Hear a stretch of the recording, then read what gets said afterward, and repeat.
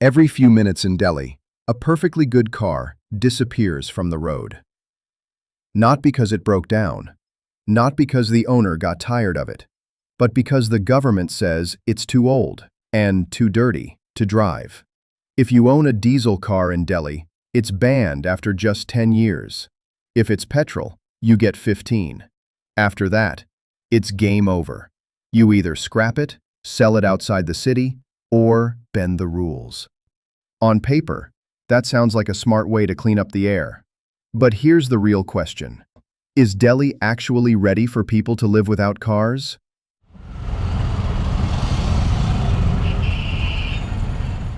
First, let's be fair. Delhi's air is famously terrible. Every winter, the city chokes under thick smog. Cars, trucks, construction dust, stubble burning, everything combines to turn the air into a health hazard. So the National Green Tribunal stepped in. Firm all diesel vehicles over 10 years old are banned. Petrol cars after 15.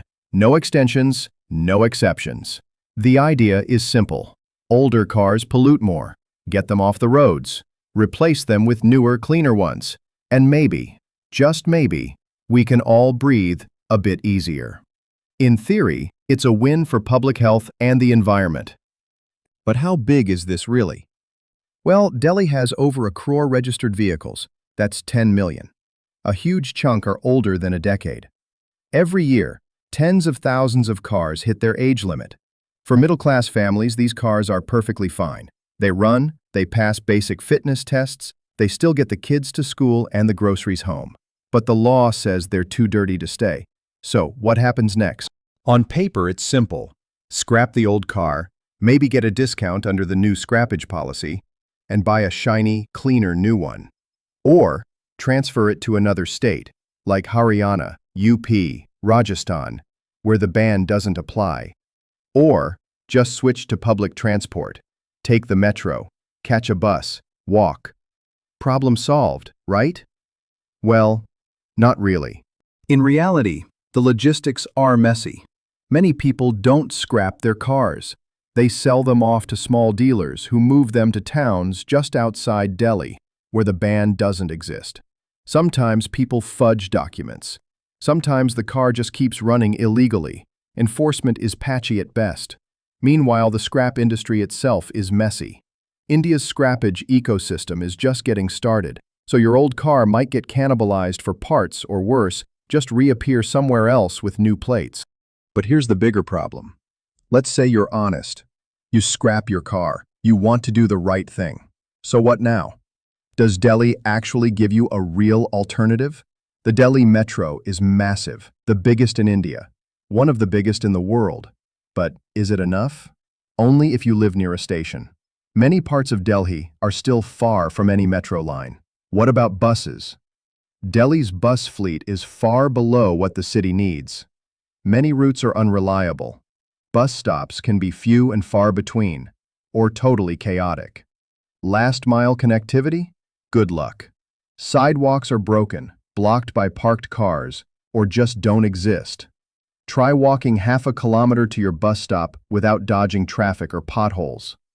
It's not exactly fun or safe, especially at night. If you're a woman, safety is an even bigger concern. Many people still feel safer inside a private car than waiting for a bus at 9 p.m. So what do people do? They buy another car, usually second-hand, but newer than the old one. Or they just keep driving illegally. Because for many people, Delhi just doesn't work without a private vehicle. And that's the real irony. Banning cars should help cut pollution and traffic, but only if there's something better to replace them. If you really want people to ditch their cars, you need great buses, reliable metro links, safe footpaths, protected crossings, the boring basics that make a city work without forcing everyone to drive. Otherwise, you're just punishing people who can't afford a new car, while doing little to stop the pollution that comes from trucks, industries, or cars simply shifting to nearby towns. So, banning old cars in Delhi is a smart idea, at least on paper. Cleaner air, fewer polluting vehicles, who wouldn't want that? But here's the twist. A car ban only really works if you give people an alternative. safe buses that run on time, metro lines that reach everyone, streets you can actually walk on. Without that, banning old cars just becomes a rule that's easy to bend, or a burden for people who can't afford a brand new ride. So maybe the real question isn't should we ban old cars? It's can Delhi become a place where you don't need one at all?